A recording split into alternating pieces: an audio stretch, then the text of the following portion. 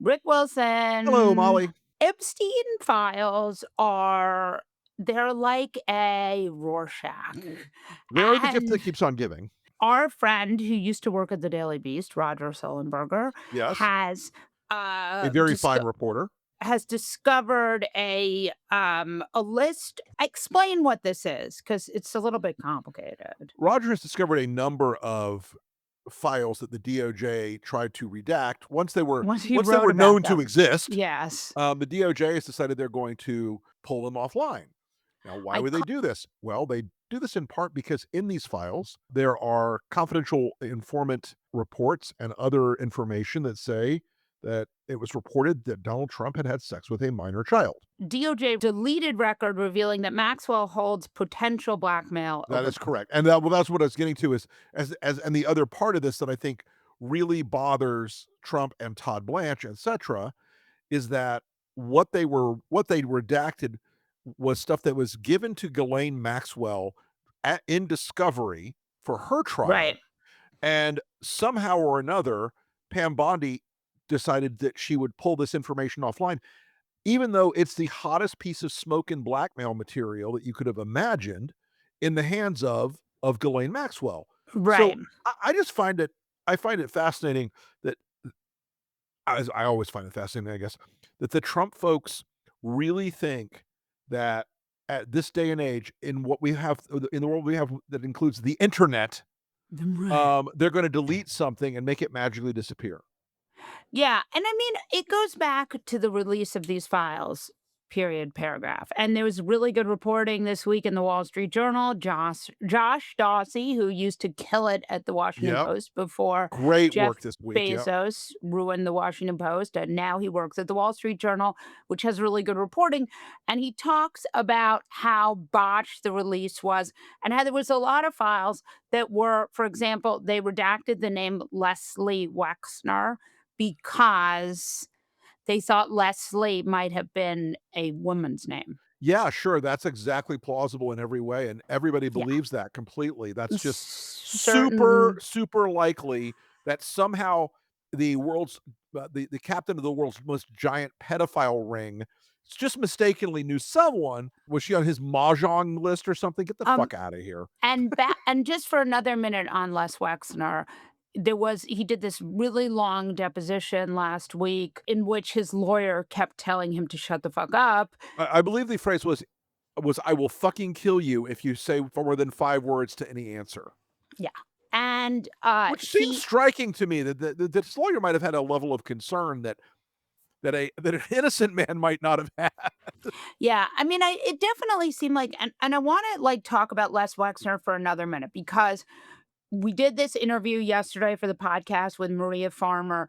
Maria Yeah. Farmer is the first person to ever come out against Epstein in a Yes. criminal complaint for the FBI and Yep. also the NYPD. She has cancer now and is quite sick. So we didn't do it on camera and she can't travel. And it's worth listening to this interview. Jesse said he was crying when we taped it.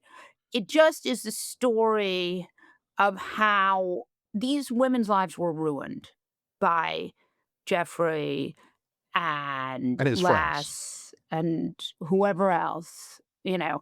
So I think it's worth listening to, and we forget about the victims. You know, I think that's really an important point here because their stories are when you and I've interviewed a couple and you've interviewed a couple and their stories have this sort of sameness about them, but also the pain is individualized. We Yeah. They were all victims of this system that this guy and Ghislaine Maxwell and their friends enabled and empowered and ran. But, you know, the individual abuses they all suffered are just so horrific and so, like, you hear these stories, and it's just like it's so heartbreaking and in every level, and I just find it unaccountable that I go back to this again, that Pam Bondi would not even look them in the face during that last congressional hearing. Yeah, and, Pam Bondi, who was famous for when she was early in her career before she ruined herself with Trump, as many a person does in the Republican Party. As has been Didn't known to happen, sadly. Yes, I think there's a phrase that describes There it. may be, yes. I've heard it before about I mean, people yeah, dying from, touching yeah, Trump. Yeah. yeah, Trump, Yeah, I I've heard heard it. it. I heard it. But she had actually cut an ad against child trafficking. Mhm. She did. And that ad was directed by my old business partner, Adam Goodman. Pam Bondi, her big things were child trafficking and as she used to say, busting up gangs and criminal elements. Yeah. And yet, it seems the criminal element gets more of Pam Bondi's attention and deference than the victims in this day. I think that we still haven't seen the end of the Epstein files. There's still Oh, no, millions of not at all. documents Yep. that are being gone through. There are unindicted co-conspirators who will eventually their names will be redacted and They will become indicted conspirators at some point. I am hoping as an American and as a human that we will see at some point a Department of Justice, if not this one, bring them to account. I also wonder when we look at this story how much, things don't change until they do, right? The Epstein files don't get released until they do. People don't turn on a president until they do. And They're like turning on him. and I'm reminded of the moments before Black Lives Matter and the moments before Me Too when the culture hit a boiling point, and I think we're there now again. I think we're actually past that boiling point now. Weirdly enough, I'm seeing a convergence of anti-Trump and pro-Trump people pissed off in the same way about the Epstein matter. Does that Yeah, make sense? I mean, yeah. I feel like there is a I feel like the world has changed in a I don't wanna say fundamental way, but a meaningful way What's Me where Too again? yeah, but the idea that so many of these people are now like, "Yeah, Trump lied to me. He told me he was gonna release these files." And these people really do care about this issue. It is a real issue for these voters who believe that he was going to protect the children from the pedophiles. Mhm. And now he's protecting the pedophiles from the victims and the children. It's amazing. It is. It's sickening, but I mean, Yeah, but yeah, it is definitionally amazing as yeah, well to see an entire administration fully devoted to ensuring that the relevant information that's hidden in these files is never seen by the public. yeah. Blows my mind. It's still going, so you have these hearings that are gonna take place at Mar-a-Lago that Garcia and that oversight is dealing with, Right. and so I think there will be more, and we also just have endless documents coming. We're gonna To say talk nothing of the 3,000,000 that are still hidden. Yes, and there's probably more, and the Probably videos more. and but we need to talk, and I also think when we talk about I just want for one more second on this subject, we talk about Les Wexner, I think it's important to remember that Wexner is a major GOP donor in the Right, state of and Senator Ohio, John Husted out of Ohio, who's running against Sherrod Brown. running against Sherrod Brown, just took 100 grand from Les Wexner, and to my knowledge, Molly, maybe you can correct me if I'm wrong on this, I'm wrong, but to my knowledge, he has not given that money back, Nor will he and I if don't yeah. yeah. I don't think the odds are high that he will, No, but I do not think. So on Friday, Donald Trump was betrayed by his Supreme Court justices, Justice Amy and Justice Gorsuch. They were put in there to do Trump's bidding and they just hate America. Discuss. very bad, very wrong. And this is one of the most novel Trumpian theories I've ever heard, Molly. Suddenly the Supreme Court is affected by foreign influence. I'm Yeah. like, what? What? Because Donald Trump can't come up with another explanation why Amy Coney Barrett and why Neil Gorsuch have suddenly turned on him and decided to get in bed with that horrible influence of foreign powers, the Constitution of the United States of America. It was an amazing little Oh, Trumpy moment there where Donald Trump said, there are good justices on the Supreme Court, like Justice Alito and well, Justice Molly, though, if the Thomas. court is influenced by foreign powers, then every vote those influenced by foreign powers have taken so far should be invalidated. And I think he needs to go ahead and just say, "I won't abide by any of the decisions that this corrupt court has made, including Roe v. Wade and Yeah, including, of course, yeah, Trump versus US." a Other than that, very I think good point. I think we're fine other than that, right, Donald? Yeah. One of the things we know about these tariffs is that they do not onshore manufacturing because Nope. wildly variable tariff rates that go on and off with the president's mood do not inspire people to build factories. No, there's no construction index like Donald Trump's cyclothymic behavior, um, Build a factory. will Let's lead build a us to build a shoe new widget factory. factory Yeah. in Alabama or whatever. So so what it's done has just made things more expensive. But if you think about tariffs as a tool of an autocrat, they make a lot more sense. Sure, and look, the disappointment he had at that very long Castro-esque press conference on Friday could not have been more palpable. Yeah. You know, he was angry and I don't know who the munchkin he had on the Sunday shows this week was, but that guy's attitude was like, "Well, you know, the president is right and all these tariffs are so good." And yet Scott Bessent's out saying, "Nope, nobody's ever gonna see that money back. Sorry." Yeah. I mean, it's just like, give away the game there, chief. I mean, so there's all of this tariff money, and the tariffs are now deemed illegal. Now, because 1.77 trillion bazillion. right, which we're all getting back. Right. Uh, Pritzker wrote a really, I think, effective tweet, I which was did too, basically yep. like, send a check to each one of my constituents. Yep, LP just put out an ad this weekend called, it's like, "Pay me, dummy." You know? Yeah. He really did promise these tariff checks, Molly, including in their fundraising emails they were sending out on Friday morning.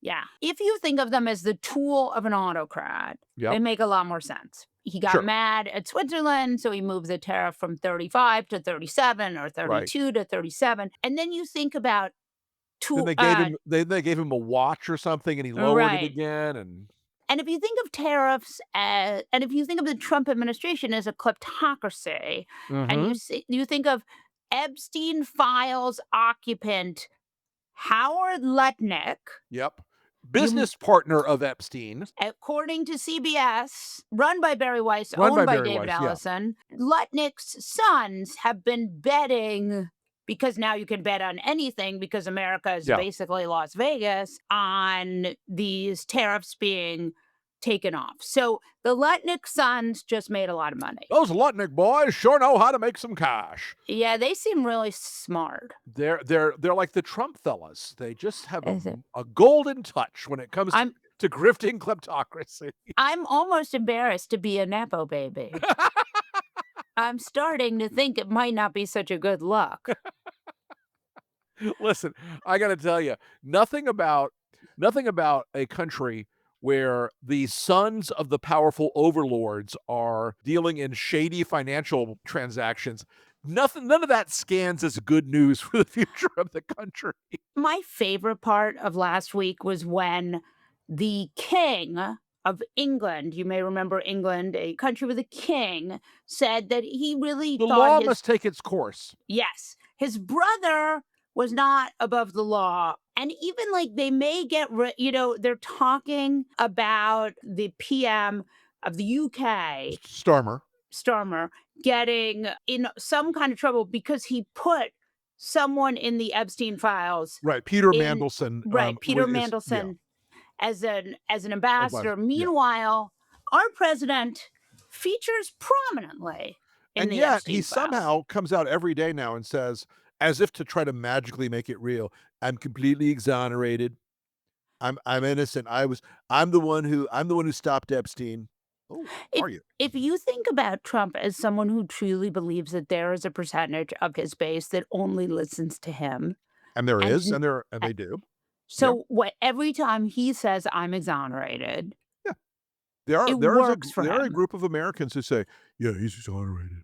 Yeah. Do you think if Trump said things like I'm not exonerated? No, no, they have a magical thinking about them now that even when he has in the past had to, like, walk stuff back in minor ways, like during Right. COVID, They were Right. all like, "No, no, that's it's 4D chess. He's secretly working to whatever," We a and it yeah, never seems to really catch up with him with that small percentage. And that percentage used to be 35%, and right. now it's like 20%, and Yeah. and shrinking, folks, by the day. Take that as a piece of good news in a dark world. I want to talk to you about potentially talented politicians. We're in primary season. There are a bunch of primaries going. I don't want to talk about specific candidates because I have a theory that I want you to talk to us about. I think that Democrats get really stuck in the ideological purity of their candidates and not so interested in their candidates whether or not they're talented. I And could my not agree the- more. and my theory of the case, and I want you to tell me if you think this is right or wrong, is that I think that politicians they kind of don't really believe stuff. Let's just be honest here. That's true more in the observance than the breach, yes. Right. And Republicans are much more nihilists, but Democrats also can have their opinions changed. And so, do you think that Democrats are wrong being so focused on the machinations of their politicians' opinions and not on the talent of said politicians discuss? If you were putting me in charge of this matter, Yeah. talent is the first, second, third, and 10th criteria for these folks. You can have people who are morally perfect and correct. If they can't run a race and they can't win a race, what good are they? You're not helping the party or the country by being morally pristine. If the choice is between your guy who's not perfect and somebody who serves Satan, Yeah. pick the guy who doesn't serve Satan. It doesn't mean that you can't believe things. People all believe Right. things, and they should. But sometimes you don't say the quiet part out loud. Sometimes you run a campaign instead of a struggle session. Yeah. And do you think that one of the things Democrats can do at this moment is stop doing those fucking those Questionnaires. yeah. Talk Never about the listen, questionnaires. listen. I told candidates back in 2002 on the Republican side because we had the same purity test bullshit happening, okay? So the questionnaires are when different groups Right, they send ask you so you and yeah, and by the way, folks, I'm not attacking them. So when the Sierra Club yeah. or NARAL or Moms Against sends you a questionnaire, they demand that you answer it, and they demand you tell them every single thing. When Democrats did that and I was a Republican, you know what I did 95% of the time as a Republican? I'd be like, "Yeah, look what that dumb son of a bitch said in that questionnaire." And I would go and I would turn that around into negative ads, and those Right. negative ads would make your candidate look like a fucking idiot. Right. And Right, right, and right. this is why nobody is served by these questionnaires except the other side. And so Democrats, if you're a candidate, don't answer fucking questionnaires. And Yeah. by the way, those groups that go, "We'll never endorse you unless you," yeah, yeah, they will. Okay. If you're a winner, they will. If you show that you're kicking ass, they will. None of it matters. These people that do this and turn it into a purity check thing, fuck them. No, just fuck them. Schumer and other members who pick candidates, Yes. do you think that they should be picking the most talented candidates and not the people that are their friends? Always and forever. Pick talent.